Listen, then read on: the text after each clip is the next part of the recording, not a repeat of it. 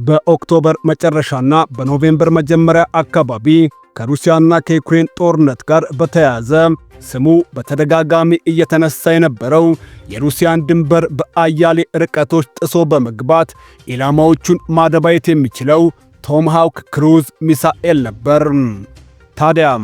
ታዲያ ምንም እንኳን ዶናልድ ትራምፕ ፑቲን ወደ ሰላም ካልመጡ ሚሳኤሉን ለዩክሬን አሳልፌ እሰጣለሁ ቢሉም የአሜሪካ የሕግ አውጪዎችና የሰሜን አትላንቲክ የጦር ቃል ኪዳን ድርጅት ኔቶ ፕሬዝዳንቱ ቃላቸውን እንዲጠብቁ ጫና ቢያሳድሩም የዩክሬን ፕሬዝዳንት ዘለንስኪም በተደጋጋሚ ነጩን ቤት ቢያንኳኩም ሚሳኤሉ ይሰጣቸው አይሰጣቸው የሚለው ውሳኔ ላይ መድረስ ግን እንዲሁ ቀላል ሊሆን አልቻለም።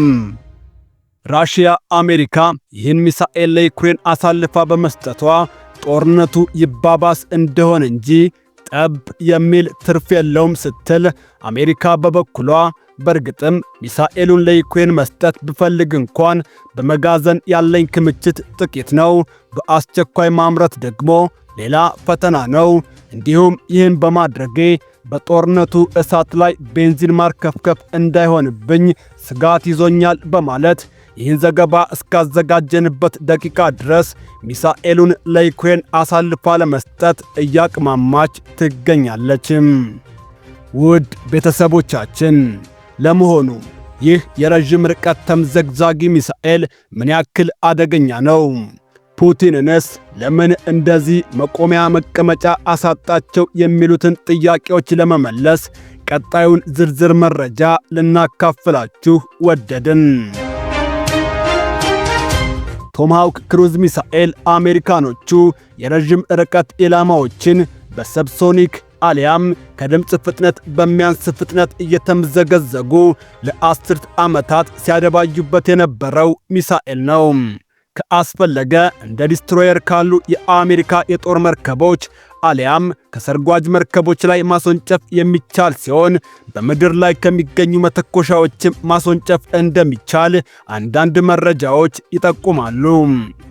በነገራችን ላይ ከወራት በፊት እስራኤልና ኢራን ጦር ተማዘው ሳለ አሜሪካ የኢራንን የኒውክሌር ጣቢያዎች በተለይ የኢስፋሃን የኒውክሌር ጣቢያን የደበደበችበት አንዱ ሚሳኤል ይህ ከሰርጓጅ መርከብ ላይ የተተኮሰው ቶማሃውክ ክሩዝ ሚሳኤል ነበር።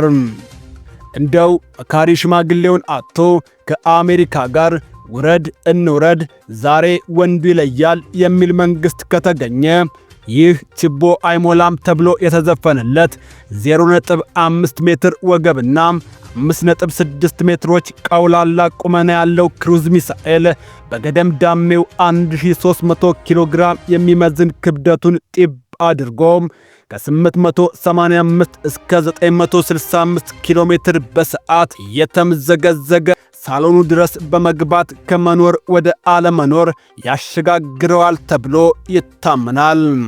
ሚሳኤሉን የሚያንቀሳቅሰው የጀት ሞተር ሲሆን ከዚህ በፊት የነበሩት የሚሳኤሉ ዝርያዎች አስቀድሞ በተሞላላቸው ኢላማ በጂፒኤስ እየተመሩ የሚበሩ ሲሆን ዘመናዊዎቹ የሚሳኤሉ ዝርያዎች ግን ኢላማ የሚቀይሩበትና የበረራ መንገዳቸውን የሚቀያይሩበት ሁለት አይነት የበረራ ዳታ ሊንክ መንገዶች አሏቸው። በዋናነት በዘመናዊው የውጊያ ዓለም በስፋት ጥቅም ላይ እየዋሉ የሚገኙት የሚሳኤሉ ዝርያዎች ሁለት አይነት ናቸው።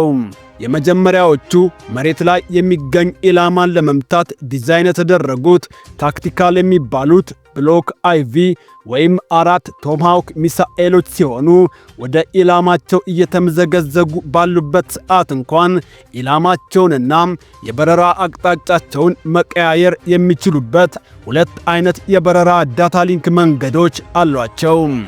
ሚሳኤሎቹ እስከ 1600 ኪሎ ሜትር ርቀት ድረስ ተጉዘው ኢላማቸውን ታሪክ ማድረግ እንደሚችሉ ለሕዝብ ይፋ በሆኑ መረጃዎች ላይ ተመዝግበዋል። ሁለተኛው የሚሳኤሉ ዝርያ ደግሞ የመርከቦች ጸር ነው የሚባለው ብሎክ ቪ አሊያም 5 ቶማሃውክ ክሩዝ ሚሳኤል ነው። ከ1000 እስከ 2500 ኪሎ ሜትር ርቀት ላይ የሚገኝ በእነዚህ ሚሳኤሎች ኢላማ ውስጥ የገባ ጠላት ሁነኛ ጸረ ሚሳኤል ከሌለው በቀር ያለው ምርጫ ንስሐ መግባት ብቻ ነው። በነገራችን ላይ እነዚህ የሚሳኤሉ ዝርያዎች ራሳቸው ሁለት አይነት ንዑስ ዝርያ አላቸው።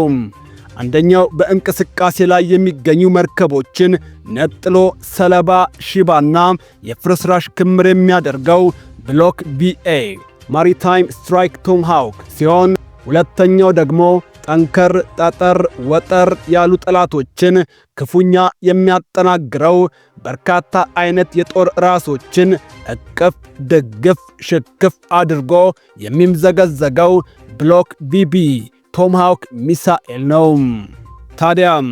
ታዲያ ይህን ሚሳኤል ትራምፕ ለዩክሬን እሰጣለሁ ሲሉ ዘለንስኪም እጅ መንሻ በመያዝ ዋሽንግተን ሲመላለሱ ፑቲን በእሳት አትጫወቱ እያሉ የሚገኙት አለ ምክንያት አይደለም። ዩክሬን ይህን ነፍሰ በላ ክሩዝ ሚሳኤል በእጇ ካደረገች ሩሲያ እምብርት ድረስ ዘልቃ ወሳኝ የሚባሉ ኢላማዎችን ነጥላ በመምታት ታሪክ የማድረጉን አቅም እንደምትላበስ ሳይታለም የተፈታ ነው። ይህ ደግሞ የጦርነቱን ግለት እንደሚያባብሰው አያጠራጥርም። ለዩክሬን ይህን ሚሳኤል ማስወንጨፍ ማለት ከጀርባ የሚገኘውን ከፊት ለፊት ግንባር ላይ እየተፈታፈተ ለሚገኘው ለሩሲያ ወታደር የሎጂስቲክ አቅርቦት የሚያደርሰውን እዝና ቡድን እንዲሁም ክምችቱን ቆርጦ መጣል ማለት ነው። እንግዲህ ዩክሬን ይህን ሁሉ አቅም የምትፈጥረው አንድም ተዋጊ ጀት ማስነሳትና አደጋ ላይ መጣል ሳይጠበቅባት መሆኑን ልብ ይሏል። ነገር ግን እዚህ ላይ አድማጭ ተመልካች ማስተዋል ያለበት ነገር እንዲህ ያለውን የሩሲያ ግዛት ስር ዘልቆ መግባት የሚችል እሳት ለዩክሬን መስጠት ማለት 3 ፖለቲካዊ መዘዞችን ያስከትላል። የመጀመሪያው ሞስኮ ሁሌም እንደምትለው ይህን ማድረግ ቀይ መስመር ማለፍ ስለሆነ የዲፕሎማሲና የወታደራዊ ፍጥጫን በአሜሪካና በሩሲያ መካከል ያመጣል። ሁለተኛው የኔቶ አባል ላልሆነ አገር እንዲህ ያለውን መሳሪያ መስጠት በአጠቃቀም ሕግ በቁጥጥርና በእዝ ላይ ጥያቄዎችን ያስነሳል።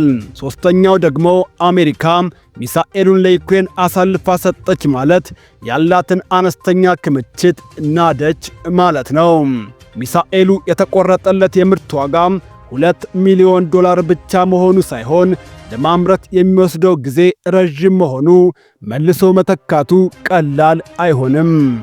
እንግዲህ ዩክሬን ክፉኛ በራሽያ እየተወገረች በምትገኝበት በዚህ ወቅት ይህን ቶምሃውክ ክሩዝ ሚሳኤል በእጇ ማስገባት ለተወሰነ ጊዜም ቢሆን ራሽያ ላይ ጫና መፍጠር ቢያስችላትም መቼና እንዴት የሚሉ ጥያቄዎች መልስ ግን አሁንም ለጊዜ የተተዉ ሆነው ይቀጥላሉ። በሌሎች ዓለም አቀፍ ዜናዎች ዳግም እስክንገናኝ ቸር ያሰማን፣ ቸር እንቆይ።